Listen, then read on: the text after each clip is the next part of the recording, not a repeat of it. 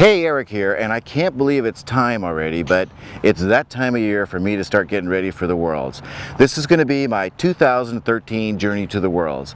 This year's going to be a little bit different. I got a couple things going on. First, I got to defend my title from last year, so I'm really excited to get ready, really excited about going back there and competing again and defending my title in the Super Senior division. Now, I'm about 8 weeks out from the Worlds, and normally what I would do is I would start a training program, work on my swing a little bit for a couple of weeks, and then start working on performance-based training techniques, and then train for the last 6 or 7 weeks. This year I got a little bit of a different twist. This year I'm going to try to qualify for the senior division. Now, the division I won last year is the 50 to 55-year-old division. I'm going to qualify for the senior, which is 45 to 50. That means I had to go to a local qualifier, which we had right here at Pleasanton, and win the local qualifier. That qualified me for the regional tournament, which I'm actually going to be going to in a couple of weeks.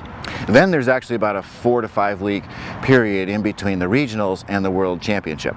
So during that time I'm going to be training. But what that means is this year I'm going to be spending a lot less time on working on anything having to do with my technique, and I'm going to focus almost exclusively on performance. I really don't have time to change anything between now and the regionals, so I just have to optimize what I have and do a little bit better with what I've got. That's all that I have time for because of the regional tournament.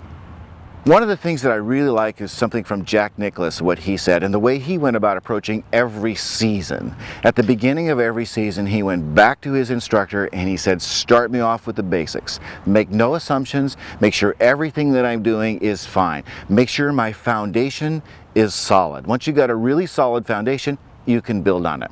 So that's pretty much what I'm going to be working on today, is making sure that I got a good solid foundation. I'm going to check my basics. I'm going to check my setup. Make sure my grip is the way I want it to be. Make sure my stance is the way I want it to be. Make sure my posture is the way I want it to be. Make sure my ball position and ball height are the way I want it to be. And then I'll start working on lengthening that with a pre-shot routine.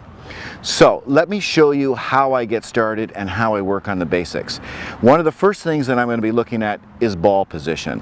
Last year when I went into the Worlds, I made 5 changes to my setup prior to going in.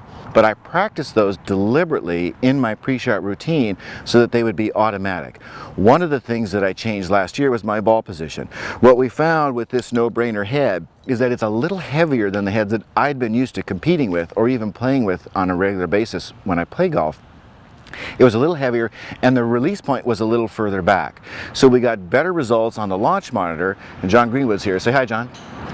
So John Greenwood is a true friend. He's been working with me forever, helping to train, and he knows everything there is to know about long drive, and he's my club fitter, club builder. So what we found is that the club head is a little bit heavier. It's about 206 grams. Normal club would be about 200 to 198 grams. It's a little heavier. The release point was a little further back. So I wound up moving the ball back about 1.5 inches in my stance, and as a result of that, I got a little bit more ball speed and, well, pretty good results last year, obviously, by bringing home the championship.